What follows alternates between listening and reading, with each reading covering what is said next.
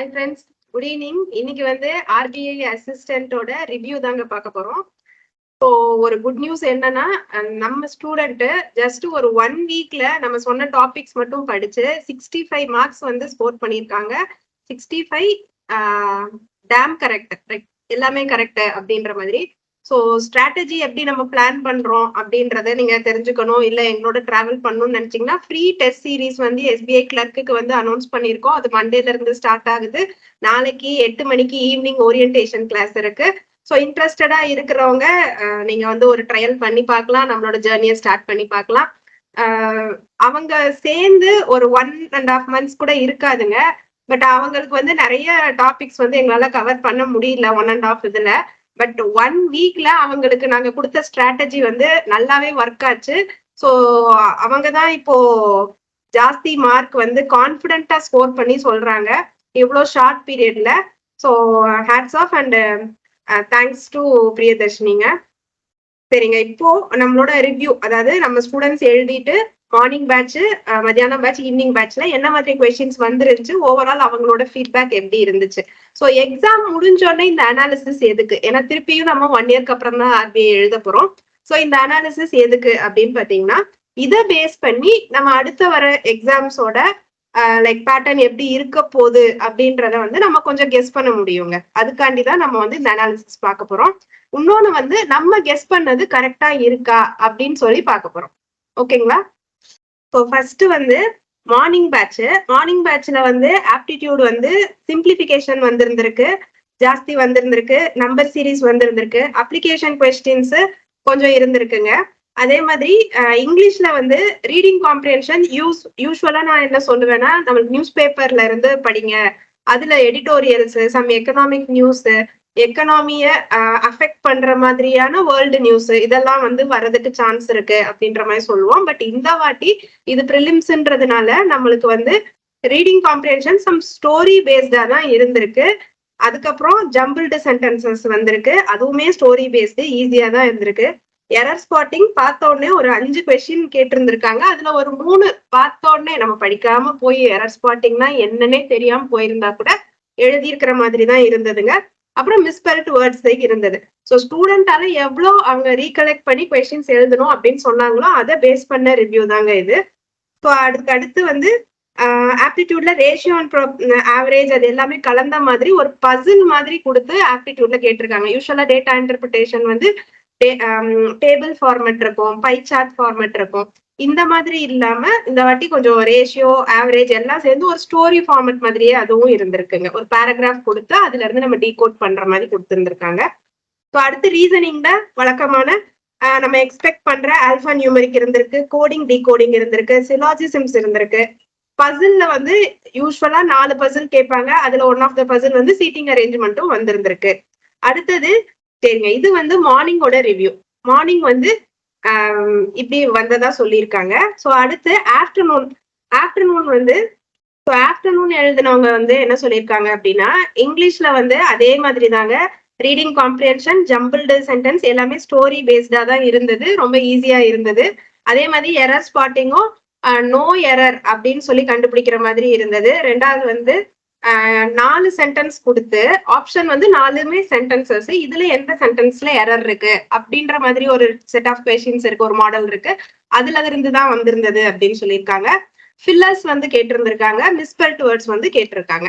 ஆப்டிடியூட்லயும் வந்து ஓவராலா இங்கிலீஷ்ல வந்து அவுட் ஆஃப் 30 26 கிட்ட அட்டம் பண்ணியிருக்காங்க. 26 கிட்டையுமே ஒரு 22 கிட்ட ஷியரா கிடைக்கும் அப்படின்ற மாதிரி அவங்களோட ஃபீட்பேக் இருந்தது.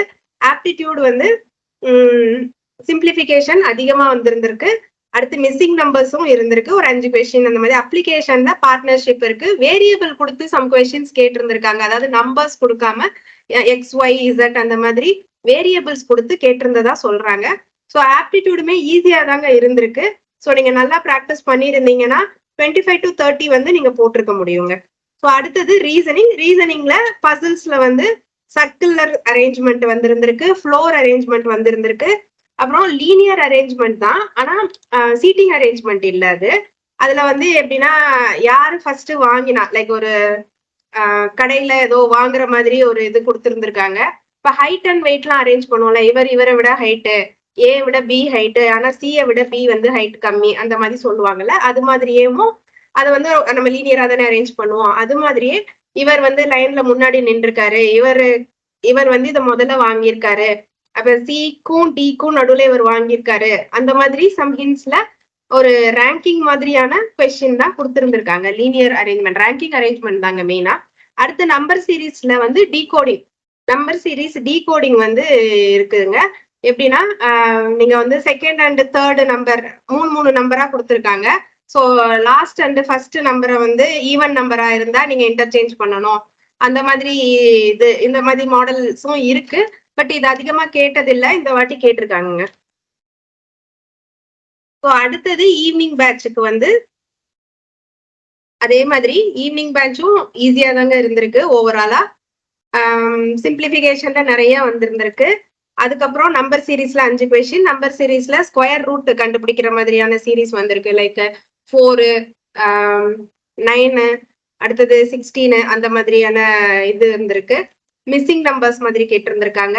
பிரைம் நம்பர்ஸ் கொடுத்து அடுத்த நெக்ஸ்ட் என்ன அந்த மாதிரி கேட்டிருந்திருக்காங்க. டேட்டா இன்டர்பிரிட்டேஷன்ல நார்மலான கொஸ்டின்ஸ் லைக் இது இவரோட எவ்வளவு மோர் லெஸ் ரேஷியோ மாதிரி, அதுக்கப்புறம் வாட் பர்சன்டேஜ், இந்த மாதிரி கொஸ்டின்ஸ் எல்லாம் இருந்திருக்கு. டேட்டா இன்டர்பிரிட்டேஷன் டேபிள் ஃபார்மேட்ல தான் கொடுத்திருந்திருக்காங்க. சிம்பிள் இன்ட்ரெஸ்ட் வந்திருந்திருக்கு, காம்பவுண்ட் இன்ட்ரெஸ்ட் வந்திருந்திருக்கு, மிக்சர்ஸ் அண்ட் அலிகேஷன்ஸ். நீங்க ப்ரீவியஸ் இயர் கொஸ்டின் பாத்தீங்கன்னா எல்லா வருஷமுமே கிட்டத்தட்ட ஒரு கொஸ்டினாவது மிக்சர்ஸ் அண்ட் அலிகேஷன்ஸ் கேட்டிருக்காங்க. ஸோ அதுவும் வந்திருந்திருக்கு. ப்ராஃபிட் அண்ட் லாஸ், பார்ட்னர்ஷிப், இதெல்லாம் வந்து வந்திருக்குங்க. ஸோ அடுத்து ரீசனிங்லயும் வழக்கம் போல 4 பசில், கோடிங் டிகோடிங்ல நிறைய கொஸ்டின்ஸ் வந்திருக்கிறதா சொன்னாங்க. ஸோ எல்லாமே ரொம்ப ஈஸி. லைக் எப்படின்னா அவங்களே ஒரு 2 இதுக்கு நம்பர் கொடுத்துருப்பாங்க. ஒய்இஏஆர், ஒய்க்கு வந்து 15, ஈக்கு வந்து 2, அந்த மாதிரி ரேண்டம் நம்பர்ஸ் கொடுத்துருப்பாங்க. அதே மாதிரி பிஇஏஆருக்கும் அதே மாதிரி நம்பர்ஸ் கொடுத்துருப்பாங்க. இந்த 2 வேர்ட்லயும் இருக்க லெட்டருக்கு வந்து என்ன கோடு வரும், அந்த மாதிரியான கோடிங்ஸ் வந்து நிறைய கேட்டிருந்தாங்க அப்படின்னு சொன்னாங்க. பசில்ல ஒன் ஆஃப் த கொஸ்டின் வந்து டைரக்ஷன்ஸ் இருந்தது. அதே மாதிரி ரேங்கிங் பசில் எப்படி கேட்டிருக்காங்கன்னா மீட்டிங், அதாவது ஒரு 4 பர்சன் இருக்காங்க, மீட்டிங்க்கு வராங்க. ஸோ சம் க்ளூஸ் கொடுத்துட்டு யார் இதுல முதல்ல மீட்டிங் வந்தா, யார் இதுல 3வது மீட்டிங்க்கு வந்தா, ஏ வந்து எத்தனை மணிக்கு மீட்டிங் வந்திருப்பாங்க, இந்த மாதிரியான ஒரு கொஸ்டின் இருந்திருக்கு. சீட்டிங் அரேஞ்ச்மெண்ட்ல இந்த வாட்டி சர்க்குலர் வரலங்க, லைன் வந்திருந்திருக்கு ஈவினிங் பேட்சுக்கு. பிளட் ரிலேஷன்ல இருந்து எந்த கொஸ்டினும் வரலங்க. ஓவராலா இது வந்து ஒரு ஈஸியான பிலிம்ஸா இருந்திருக்குங்க. ஸோ இன்னும் எவ்வளவு கட் ஆஃப் என்ன எதுவுமே ஃபைனலா நம்மளுக்கு தெரியாது. ஸோ எல்லாமே வில் ஹோப் ஃபார் த பெஸ்ட்டுங்க. ஓகேங்களா? எல்லாருமே நல்லா எழுதின எல்லாருமே பாஸ் பண்ணி மெயின்ஸ்க்கு ப்ரிப்பேர் பண்ணலாம். ஸோ மெயின்ஸ் கிளாஸும் இருக்குங்க. இன்ட்ரெஸ்டட் ஸ்டூடெண்ட்ஸ் வந்து கீழே தெரியுற வாட்ஸ்அப் நம்பருக்கு வாட்ஸ்அப் பண்ணி ரெஜிஸ்டர் பண்ணிக்கோங்க. So free test batch SBI clerk ப்ரிலிம்ஸுக்கு November 20th ஸ்டார்ட் ஆகுது. ஸோ இண்டிவிஜுவல் ஸ்ட்ராட்டஜி கொடுக்க போறோம். ஒவ்வொருத்தருக்கும் அவங்களோட டைம் அண்ட் அவங்களோட கெப்பாசிட்டிக்கு ஏற்ற மாதிரியான ஸ்ட்ராட்டஜியா இருக்க போது. ஓரியன்டேஷன்ல கலந்துக்கணும்னு நினைக்கிறவங்க நாளைக்கு ஈவினிங் 8 மணிக்கு ஓரியன்டேஷன் இருக்குங்க. ஸோ அந்த லிங்க் வேணும், அந்த மீட்டிங்கோட லிங்க் வேணும்ன்றவங்க வாட்ஸ்அப்க்கு மெசேஜ் பண்ணி லிங்க் வாங்கிக்கோங்க. ஸோ நம்ம ப்ரெடிக்ட் பண்ண டாபிக்ஸ் ரிலேட்டடா நம்ம வந்து நம்மளோட Vistara institute of banking YouTube சேனல்ல வந்து வீடியோஸ் போட்டிருந்தோம். ஸோ அந்த டாபிக்ஸ்ல இருந்து இன்னைக்கு நிறைய எல்லா ஸ்லாட்லயுமே வந்திருந்திருக்கு கொஸ்டின். ஸோ நீங்க நம்மளோட யூடியூப் சேனலையும் செக் பண்ணி பார்க்கலாம். ஸோ நம்மளோட ப்ரெடிக்ஷன்ஸ் எப்படி இருக்குன்னு பாக்குறதுக்காண்டி நீங்க செக் பண்ணி பார்க்கலாங்க. Thank you. Thank you friends. All the very best. RBI assistant clear பண்றதுக்கும் all the very best. SBI கிளர்க்கு நல்லா எழுதுறதுக்கும் ஆல் த வெரி பெஸ்ட்ங்க. தேங்க்யூங்க.